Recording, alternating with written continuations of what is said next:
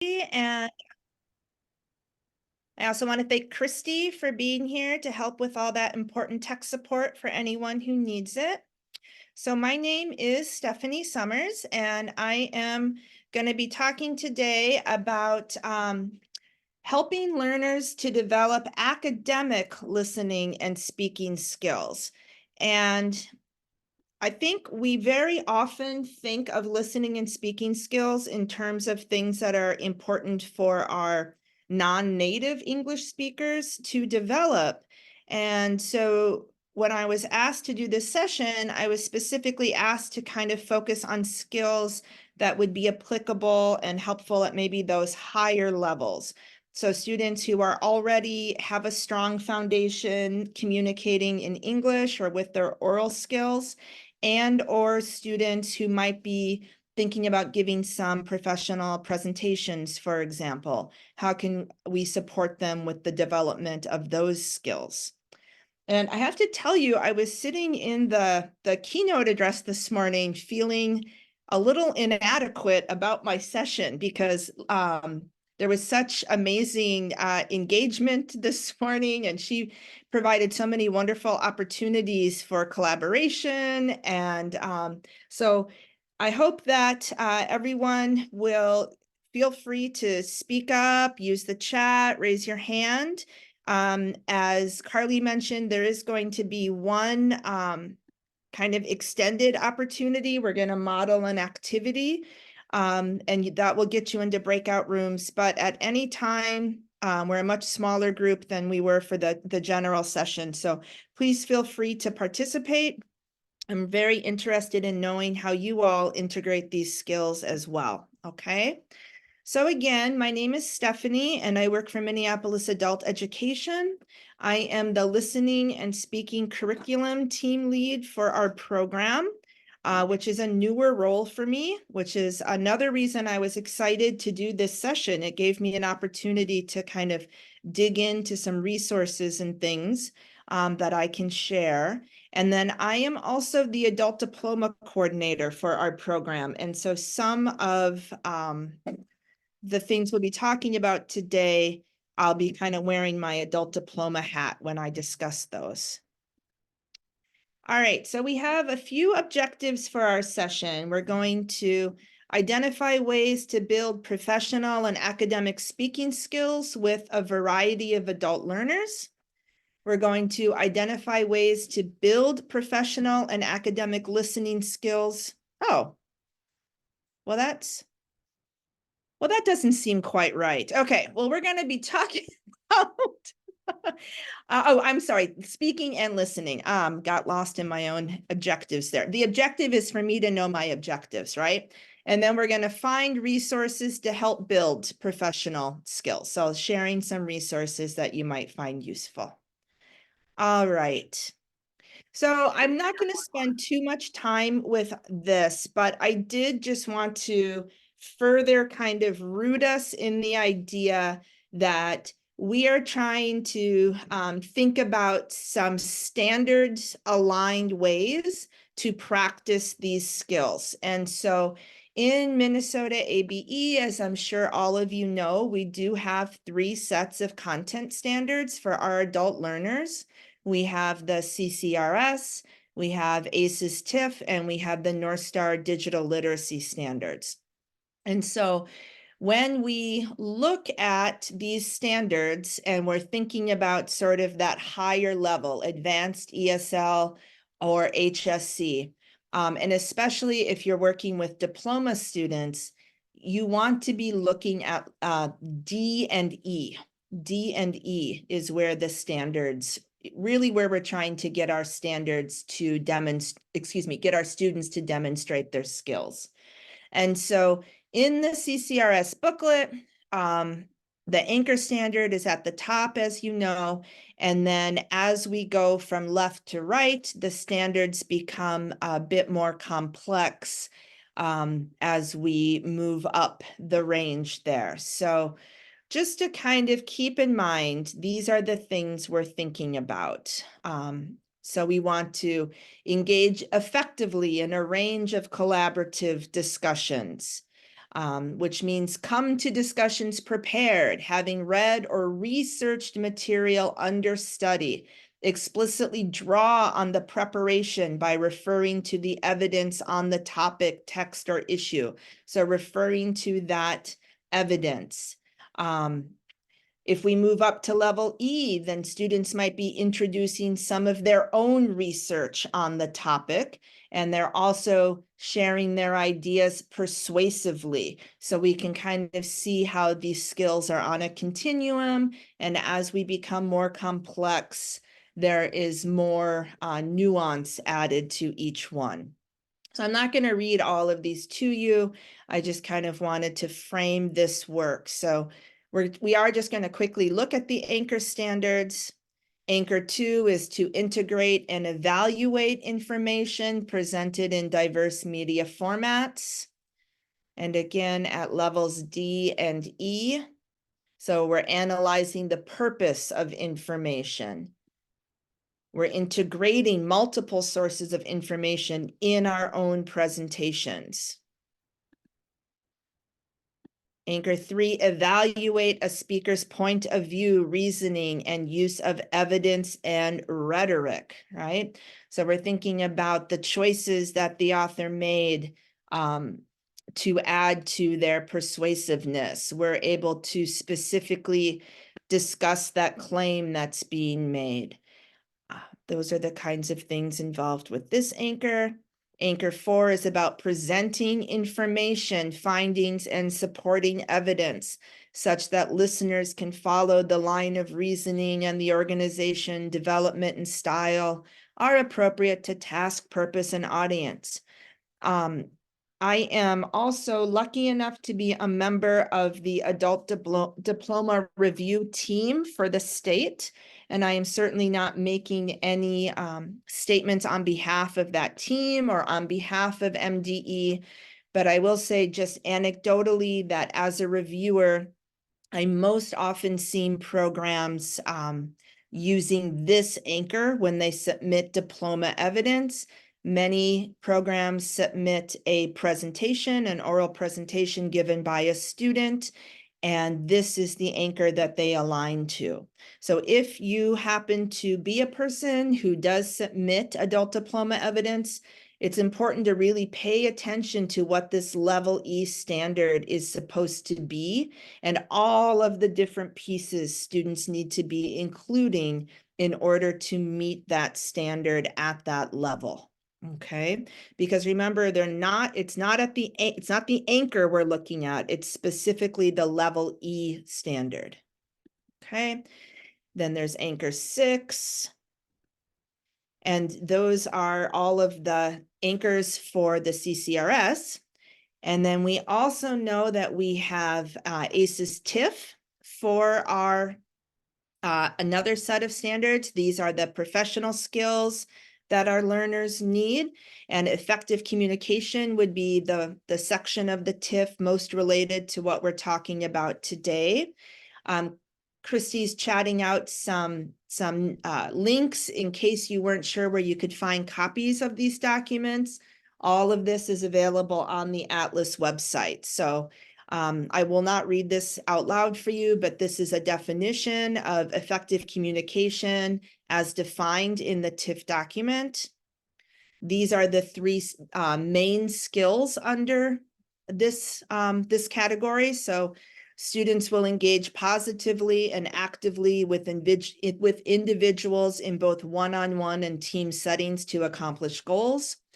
Students will use language, style, level of formality, and nonverbal cues appropriate to context and task in oral and written communication. And students will utilize a variety of technologies for communication. So we are a state that does try to align our curriculum and our learning task to these standards. So I just kind of wanted to anchor us in the language of these standards as we get going. And additionally, if you do diploma work, it is important to remember that we have to show evidence of both instruction and mastery in an adult diploma portfolio. when adult basic education instruction is the completion option. So not GED, not high school transcripts, but adult basic education instruction.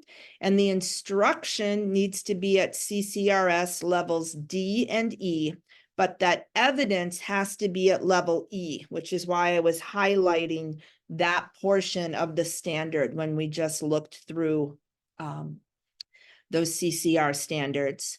And another quick reminder, in case you do this work, a passing GED test score for the RLA does not satisfy the speaking and listening requirement in the adult diploma, because speaking and listening skills are not tested on the GED. And so if your student passes the RLA, they can use that score for their language, their reading, their writing, with the writing sample, but they can't use it for speaking and listening. So many students do need to submit something for this area in their portfolios, and hopefully you'll get some ideas about what that might look like today. Just one more connection. The activities that we're going to be talking about here, I believe some of them could be used, incorporated into a classroom as your evidence of instruction. And you might even develop some of the ideas into applied learning projects that could be used to show evidence of mastery. And from the CCRS completion documents, this is what an applied learning project should look like. So the teacher would need to put some time into kind of outlining the project, what standards the project would be meeting. Can you kind of write up a description of it, as well as how many hours the student was expected to spend on the project, and you turn that in a portfolio. Okay. If you have any questions about this, if there's something that's not clear, please put that into the chat. And we are going to now, you might be thinking, when are we going to get to the good stuff? So now we're going to start talking about some specific ideas for practicing these skills, okay? So I have divided this session into a few different areas, trying again to kind of align this with some of the different CCR standards. So the first thing we're going to talk about is ways to provide opportunities for collaboration, to get your students engaged in collaborative discussions, okay? So one thing would be to do a jigsaw activity. And I'm sure that many of you are familiar. If you're familiar with a jigsaw activity, can you just give me a Y in the chat, the letter Y for yes, if you've done jigsaws in your classroom? So I think we often think about jigsaws as a reading activity, which they are, but they also give students an opportunity to work together and collaborate and share their ideas and build knowledge. And so although it does involve reading, then it also involves discussion and kind of peer teaching on a topic, okay? So in a jigsaw, learners read either different texts, or it can be a way to sort of scaffold a longer, more complex text, and students could read different sections of a longer text.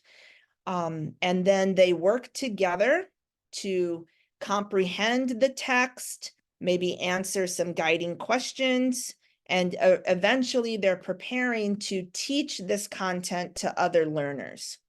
So the way a jigsaw works is first learners are working together in what's called a home group, and they're working with others, all reading that same common text. They read, they discuss, maybe answer some guiding questions within that home group, okay? Then we regroup our learners. We take one person from each of our different home groups, and we put them together to create mixed groups. So if you had 4 home groups, then when you remixed your learners, you would have 4 new groups, one person from each of those original groups, okay? And we go around and each person is responsible for teaching their portion of the text to the other group members. And the goal is for all members of the group to become familiar with all of the texts or all of the materials, okay? So that's really where the speaking comes in, is by that sharing of information. I wanted to give a few ideas of where you might find texts that would be aligned to maybe what you're teaching at a higher sort of HSC level. So one idea would be to have students read some extended response passages for the GED test and kind of unpack what's going on in those in that source material within their groups. The Change Agent is a great resource. It is a magazine written by adult learners. It comes out twice a year. It does require a small subscription fee, but I think it's really minimal, like around $25 or $30. And it involves, or with that subscription, you get not just the magazine, but they've done a lot of work on creating lessons over the past few years to support the content in the magazine. Okay. And because it's written by adult learners, it's very engaging for students, and it's thematic. So often with a social justice focus. They've done issues on mental health. They've done issues on the justice system. They've done issues on immigration. Yes, Ashley, so I think you might be able to find something for ELL 3. With that lower level, though, what I often use is the journeys with support, yes. And if you intentionally went through it and maybe scaffolded it or maybe did a little rewriting, when I want to find examples of sort of personal stories on a theme, I often turn to journeys with lower level students. But I have some issues of the Change Agent I could, yeah, journeys from the MLC. Yep. I have some issues of the Change Agent I could share that and you could take a look. And then another source that people really like is Common Lit. They have some text sets and things, and they have theme collections. So you could go in there and look for a variety of texts on the same topic. Okay, so I don't have the link for Journeys. Journeys is a book that's published every year by Literacy Minnesota. And so if you go to the Literacy Minnesota website or you Google Literacy Minnesota Journeys, you would find that. That is something that people purchase. And so I'm not sharing examples of that right now. We've got people saying that they've used reading skills for today's adults. That's a great idea. We're going to look at an example of reading skills later on. And using with UCSI, yeah, with citizen and immigration for citizenship preparation. That's a great idea. So this is just, I wanted to show you this. These are screenshots of some of the extended response stimulus material.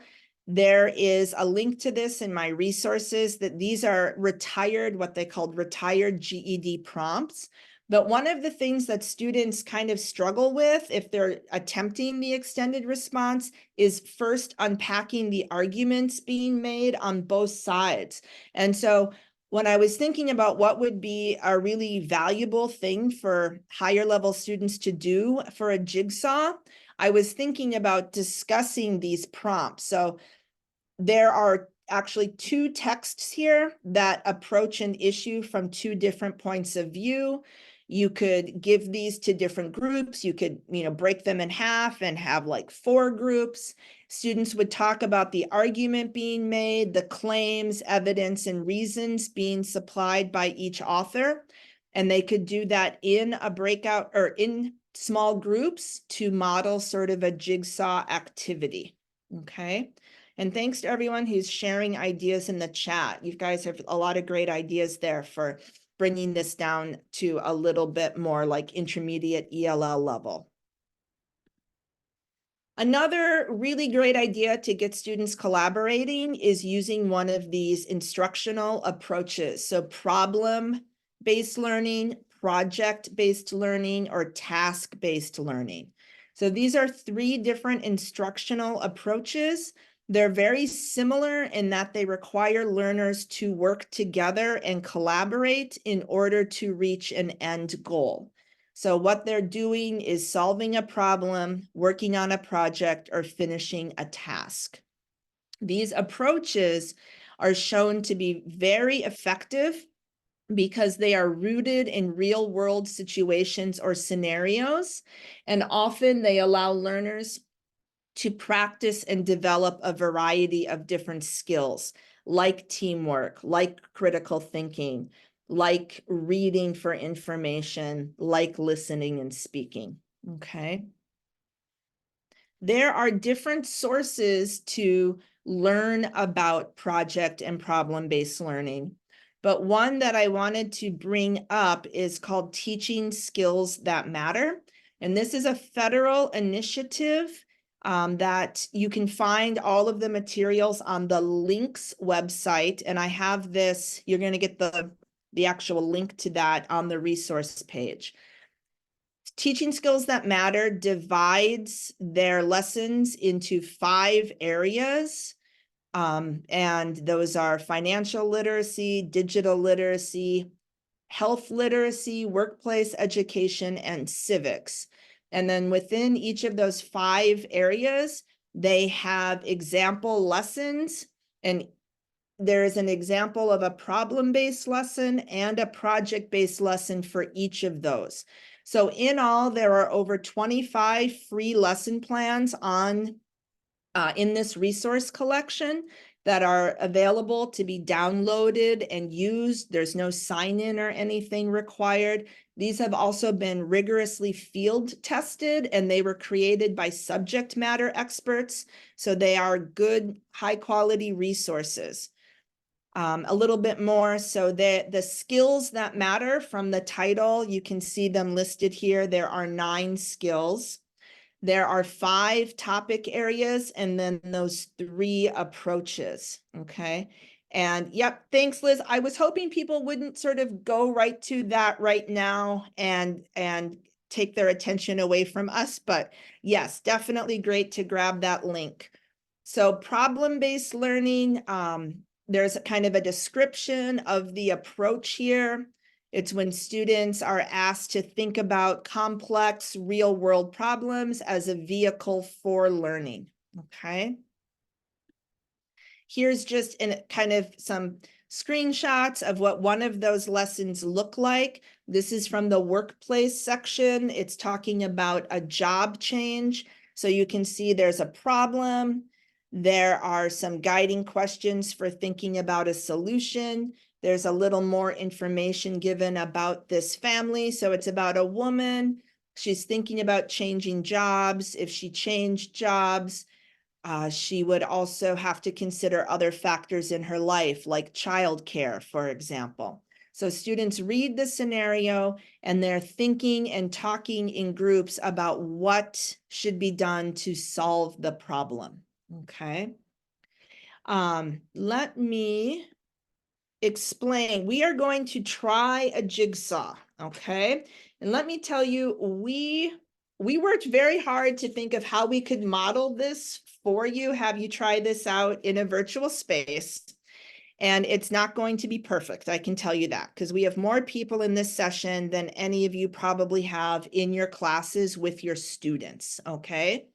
But you're going to be put into a breakout room, and everyone in your breakout room is going to look at one of 4 lessons, and you'll be told which lesson based on which group you are in. So you'll have a document shared with you, and you are going to open up that document, and then depending on which breakout room you're in, you'll open one of the 4 lesson plans. You will have 10 minutes to read and discuss the lesson plan with the people in your room, and this will be your home group. We have a few guiding questions for you here, like what is the main topic or theme? What are the opportunities within the plan for learners to practice effective communication by collaborating? What do you like about the lesson plan? What do you see that you might have to change? Okay, so you're going to do this for about 10 minutes. And then we're going to bring you back. We're going to shuffle you around, and we are going to put you into new groups where then you will share about your lesson plans with others in your group. Okay? Are those directions fairly clear?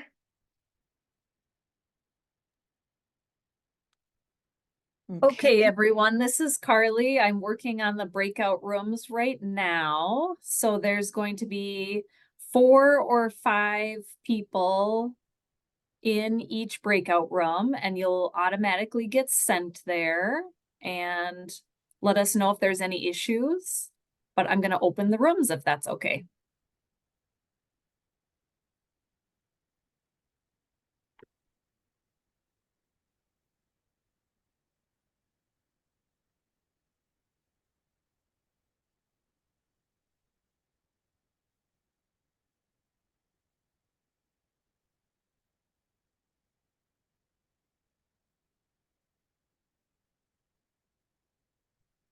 Patient.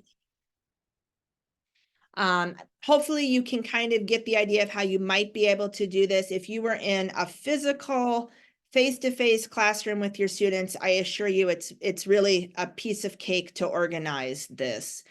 Trying it virtually was a little bit of a leap, but we're not going to let that bother us. We're just going to move on, okay? So,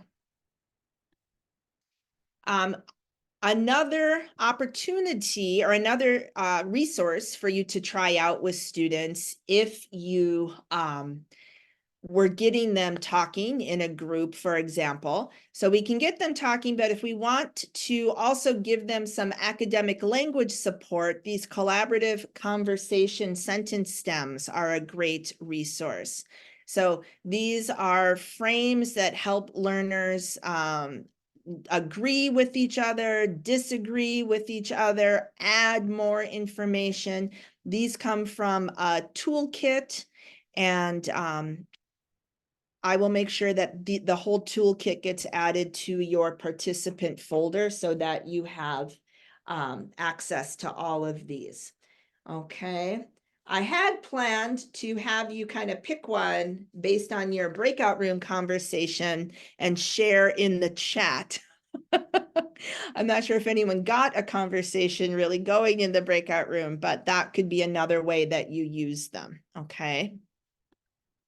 And then if we're going to use those frames, we need juicy topics to discuss, right? So a couple of resources, possible ideas for where you might get juicy topics. On the left, we have procon.org, which is a great website. The screen grab here has to do with the death penalty. Should the death penalty be legal? On the right, we have a great list of conversation questions from the TESOL Journal. This is just a huge resource where you can click on these different topics, and really you could use these. There's enough here to go on for, I think, probably at least a full semester, if not a full year. I've been using these, and actually, I've actually never gone through all of them. I will often open them up, cut and paste some of them into a new document so that I can kind of edit them or change them. And yeah, the links are actually, these links are here. These links are on the slides, and the PDF copy of the slides are in the participant folder so that you'll have those, okay? So we give our students juicy topics to discuss, and we can add that academic rigor by using some frames for conversation, okay? All right, so that was our collaborative conversations. Now we are going to talk about a framework for academic analysis, which is another one of our anchors, okay? Analyzing a speaker's point of view and those types of things. So I want to draw people's attention to the fact that Atlas does have a collection of sample tasks for the adult diploma.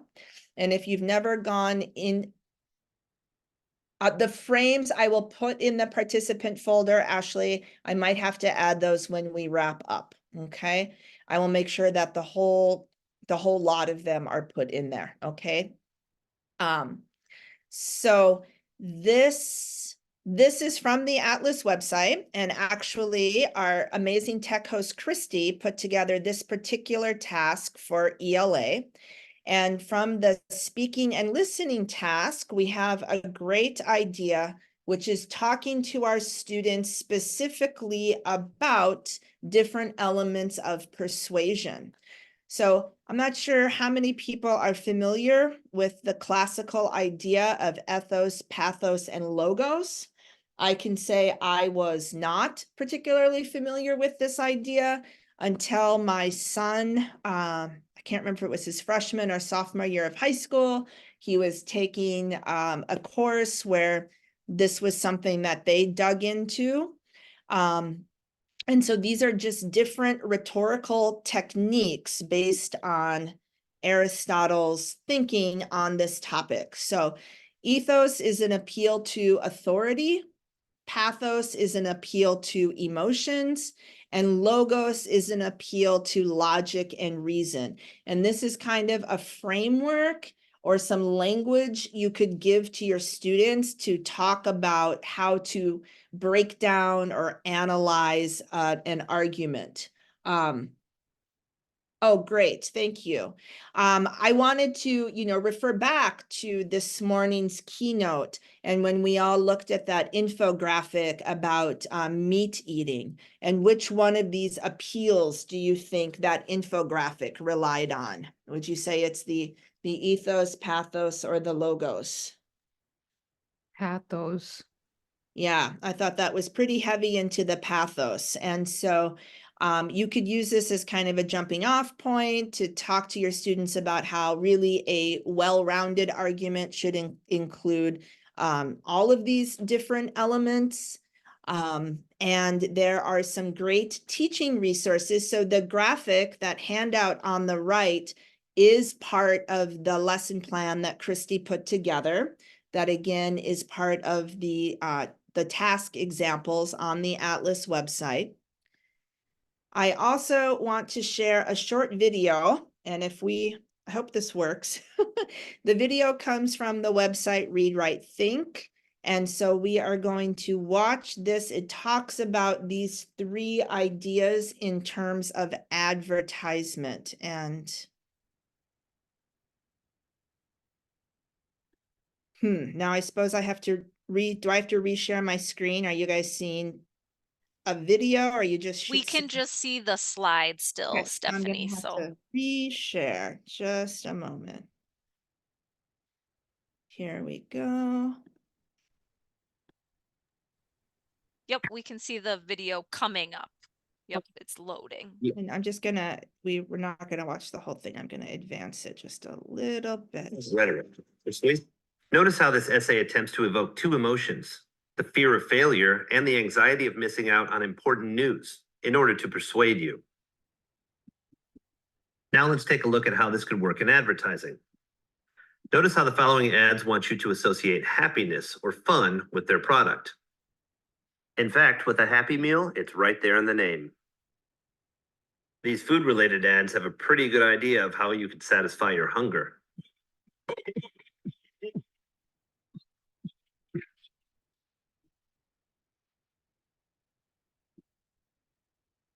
Have your next burger with a side of awesome. The one-of-a-kind creamy blend of sweet and tangy. Miracle Whip, and proud of it. Some ads attempt to tug at the heartstrings. What's a more effective way to sell Google? Showing you how to look up a recipe for meatloaf, or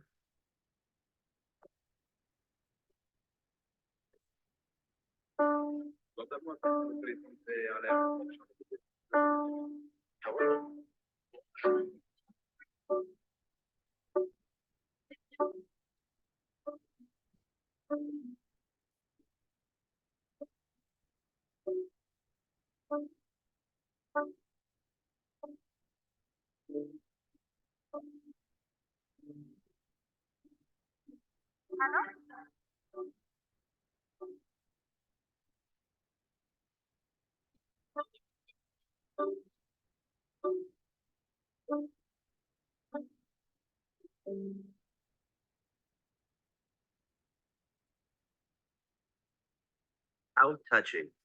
One of the most obvious uses of pathos is the claim that a product can make you more attractive, such as in this ad for Axe body spray.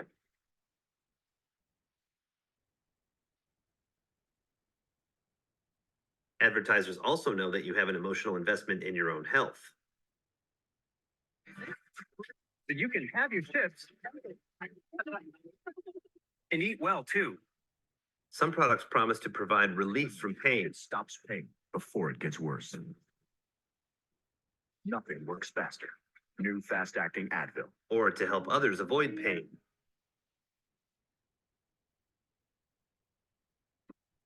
I can't watch this one. Let's move on.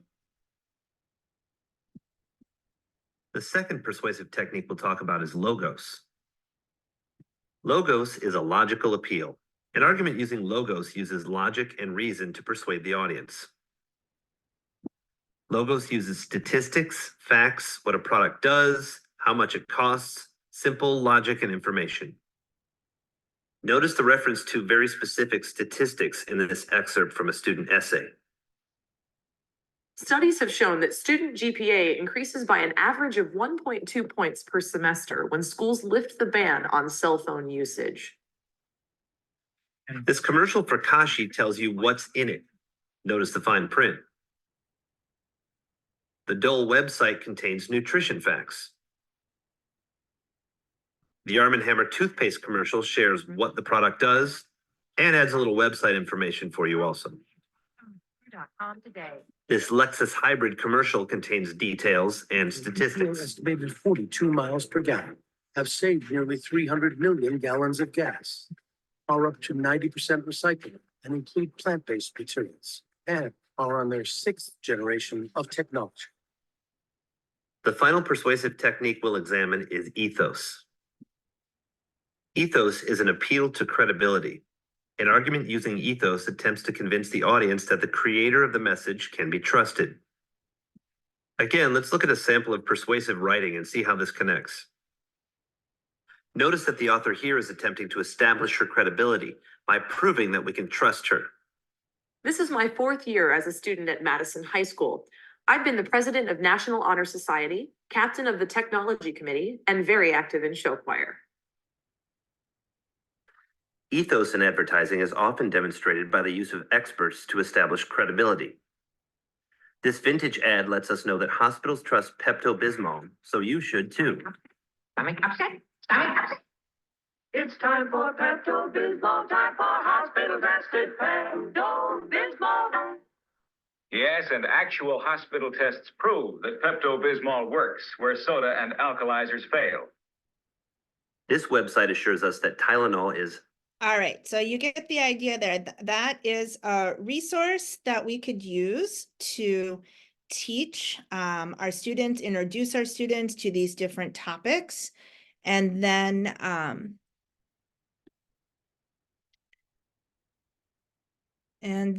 we could go on to use some other materials to reinforce that idea. So for example, just a moment, please.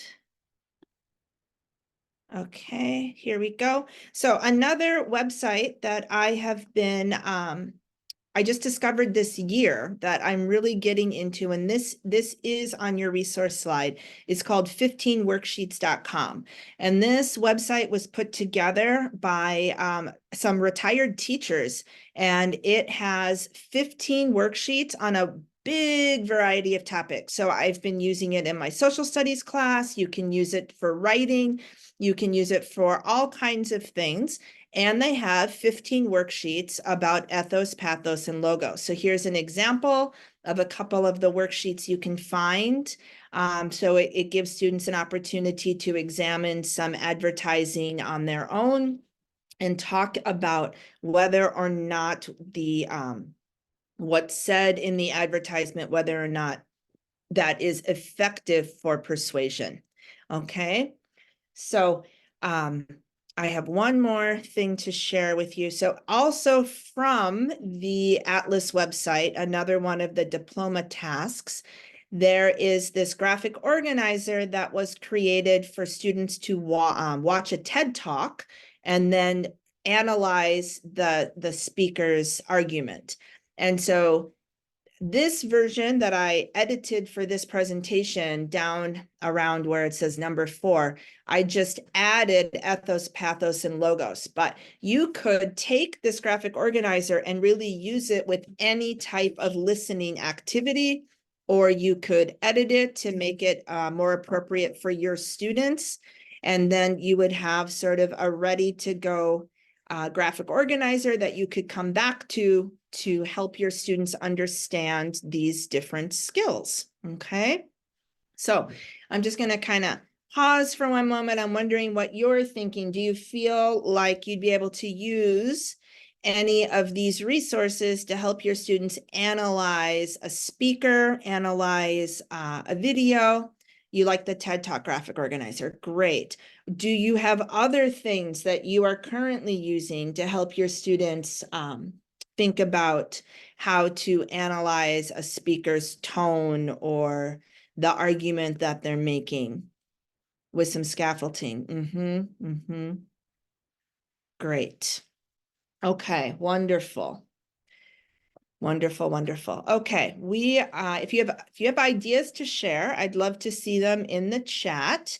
And we're going to continue with our third sort of area, which is explicitly teaching oral presentation skills. Okay. Okay, so oral presentation skills here. That is, again, is one of the things that is most often put into an adult diploma portfolio, a student presentation. But how can we teach these skills?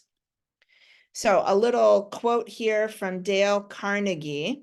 There are always 3 speeches for every one you actually gave. The one you practiced, the one you gave, and the one you wish you gave. And I feel like I know this is true for me. It's probably true for you as well. If you've ever had to do any public speaking, we're always thinking of things that might have gone a little differently, or things that just didn't land quite how we had hoped that they would, right? So I think it's the same for our learners. So just a few general tips for strong oral presentations. I always teach my students that an oral presentation has a beginning, a middle, and an end. So in that way, it's very similar to a written paper, in that we want the organization to be clear to our audience with a beginning, a middle, and an end. There is the old adage, tell them what you want to tell them. That's your introduction. Tell them, that's your body. And then tell them what you told them. That's your conclusion. And in a strong presentation, we have evidence of these 3 things. You want to allow the speaker to highlight their knowledge of and enthusiasm for a topic. We want to show evidence of deliberate preparation and practice. And we want to make sure that the speaker knows they should not be directly reading from their slides or from notes, because then they are not necessarily presenting, they are reading, right? And those are different skills. To get a little more into it, the materials that we use for an effective presentation rely more heavily on visuals than text, are not too cluttered. We want to have ample white space on each slide, excuse me. They use visuals to reinforce and further develop the ideas of the speaker. They include source citations for outside sources, and they show some evidence of creativity and original thought. So when I do oral presentations with my learners, we start out by watching like a YouTube video about effective presentations. And then I have my students generate a list of do's and don'ts, and we collect all those ideas into a Google document that's shared with everyone. And then we provide tools and scaffolds. So for giving an oral presentation, one idea is just to create some sort of a graphic organizer with boxes. Each box might represent a slide, and students can take notes in those boxes about what they want to present. I will say in our program, we used to just tell our learners, you have to create an oral presentation. And for a while, I sort of thought, oh, most people have experience with this. But what we found is that they didn't. And as soon as we started using even this very simple graphic organizer, we noticed a big, big improvement in the quality of presentations that we were seeing our students deliver. Another idea that I actually got from another teacher was creating a slide deck for students. And if you'll notice here, the first two slides have a different background color. So the first slide is the directions. The second slide are some resources I want to share with my students. And then the other slides address the 3 questions in this case that I wanted them to answer. So this was when my listening and speaking class, we were talking about health, and we did presentations on vaccines.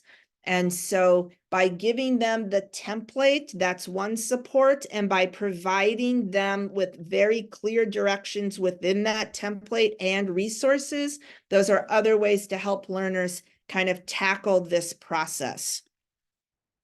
And then another really important thing is to provide standard aligned rubrics or some sort of very clear criteria for how your students are going to be evaluated. So again, if you work with diploma students at all, you really need to align your rubrics or your checklists with the standards. And this is one that I have aligned. If people are interested, I'd be happy to share this in your materials folder. Otherwise, you can easily make your own by looking at the standards and then including pieces of those as your look-fors or criteria down that middle column of this single point rubric. Okay. All right. Yep. Okay. Mara's putting some information in here. If you use Schoology or another type of LMS, there can be ways to share templates that are pretty easy for your students. Thanks, Mara. So our last section here in our last few minutes, we're going to talk a little bit about ways to practice listening for specific purposes, which is another one of our anchor standards for listening and speaking. So something that helped me a few years ago is to really think about the 3 purposes for listening. So generally, there are 3 purposes. One is listening for the main idea. The second is listening for specific details. And the third is listening for inference, okay? So just like we read for different purposes, we also listen for different purposes. And so we should provide tasks and activities that help our students listen for all 3 of these reasons, okay? So one thing that I do, and I'm sure you've done as well, is to create my own kind of close activities. And earlier when someone mentioned reading skills for today's adults, I often go there as a source. I take a reading that is related to our topic. I copy it into a Word document. I take out words that are either related to the vocabulary that we're listening or that we're studying for our unit, or I try to do a variety of things. Sometimes I want them to listen for numbers. Sometimes I want them to listen for dates. So I just provide opportunities for them to go through and fill in the blank. This would be an example of listening for details. And then afterwards, I often have students work in groups to discuss what they've heard, maybe talking about what is the main idea or answering some comprehension questions. But it's pretty easy to put one of these homemade close activities together in just a couple of moments. I want to apologize. There's a lot of background noise in my house because apparently my children have decided to get really, really active right now during my session. So sorry about that. Okay, thanks. I feel like I'm in a train station over here. Okay, another opportunity. Another thing that I do, that mom look, that you better sit down. Yeah, that's right. Another opportunity for I do is we use a book in our program called Active Listening. I look at what the students are going to be listening to. If you have the teacher guide, you can find the transcript at the back. I read through this transcripts, and then the book gives sort of multiple choice opportunities for students to demonstrate what they heard. I like to make it a little bit more challenging and give note-taking practice. And so again, I either you could listen to what the students will listen to, or I find it helpful to read through the transcript, and I create these sort of note-taking grids. Sometimes if after students have gotten used to this, I fill in some of the information in the chart, and the students will fill out what the headers are for the columns. But this is another fairly simple thing that I create for my students to give them an opportunity to take notes, because I feel like this is good practice, but I don't feel like it's quite rigorous enough, especially for students who have maybe college as a goal. And so we do this note-taking practice. And students, we listen multiple times, and then they can collaborate with each other, compare their organizers to see if they've gotten all of the information that they need. Okay. All right, then I wanted to share a couple of sort of bonus ideas. I was just in Washington, D.C. for a few days at a training on a new project called DRAW, which stands for Digital Resilience in the American Workforce. And this is a multi-year project that's being spearheaded by World Education. And I'm going to share with you some of the materials. These materials can also be found on the LINCS website. It would be LINCS Federal Initiatives and DRAW, D-R-A-W.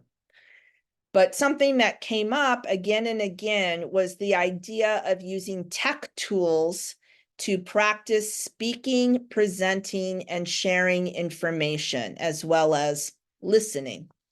There are tools that your students are probably already using, such as TikTok, Spotify, Vimeo, or Flip. Previously Flipgrid, now they are just called Flip. So these are tools that you can use on a phone, for example, to create and share video. So there is an ed tech integration strategy toolkit, the link for which you will see in the PDFs, okay? This is a crowdsourced resource. They asked teachers from across the country to contribute ideas to this toolkit. They have instructional routines that you can search using keywords, or you can go in and look according to different things like engage and question, build knowledge, process and practice, and you can find routines contributed again by teachers from across the country. One of the routines here is using something like Flip to engage learners in asynchronous video discussions. And so I'm sharing this with you. This is a really big resource, but I wanted people to know that it exists If you're looking for ways to maybe bring more technology into your classroom, this could be something that you do. So you could have learners creating and sharing videos. You can also create and share videos, and it is pretty darn easy. So again, inspired by this idea that we're going to take risks, I created a very short, like less than 1 minute video that I'm hoping you will all be able to access by scanning this QR code. If you aren't able to scan the QR code with your phone, Christy has put a link to the video in the chat. So I'd like you to take a moment, watch this short video message, and then follow the directions, okay? I just want you guys to know I literally opened Flip Up earlier today and created this video, and it took me like a minute, so it was not difficult. So I'm going to wait for people to watch and follow the directions.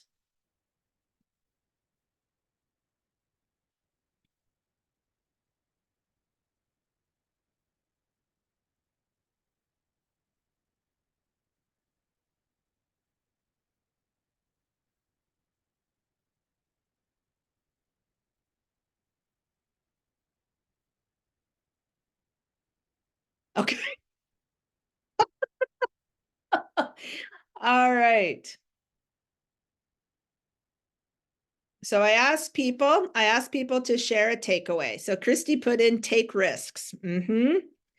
That the flip, using flip looks like fun. Rachel says pro-con resources with conversation frames, great. Katie says she's going to use the TED Talk graphic organizer, which of course you could use with other types of listening activities as well. Good resources, lots of different resources, great. Tammy says ethos, pathos, and logos. Harmony says the 15 worksheets, great. Okay. Go with the flow of setbacks. Yes, thank you, Scott. Get out of my rut. Use juicy convo starters. Thanks, Mara. Include Nice. more collaboration and problem solving. Great for higher level critical thinking. That's great. Lots of people are interested in checking out more about ethos, pathos, and logos. Taking notes in Flipgrid. I mean, another thing you could do, and takes its name kind of from the idea of that flipped classroom. You could give your students sort of a mini lecture using Flip and give them a guide for taking notes based on the video that you create or that they create for each other. Good. Resources, the link site, great. Yeah, there's a lot on links. If you don't ever look at it, it's a great place to check out what's going on kind of nationwide. Okay, good, good. TED Talk, good. Mix it up. Oh yeah, and Christy was telling me she's got a whole citizenship class she built in Flipgrid and that she's willing to share, which I know I've already requested. That sounds great. Good. Graphic organizers, wonderful. Okay, thank you. I'm glad that worked. I'm glad that one worked for us. Fantastic. So here is the resource list. I think most of the things are on here. Things that are not on here, I will add directly to your participant folder. Remember that folder is available. It's linked from your workshop document, the workshop flyer. The slides are already in there, as well as 4 of the lesson plans. And I will make sure I add a couple other things that I might not have remembered ahead of time. So thank you everyone for being here. Thanks for persevering through a little hiccup, but the mom look was I hope none of you are lip readers, because there wasn't just a look. It was also it was also something else. So thank you all for being here, and I hope you have a great rest of your day and a great weekend. Thanks, everyone.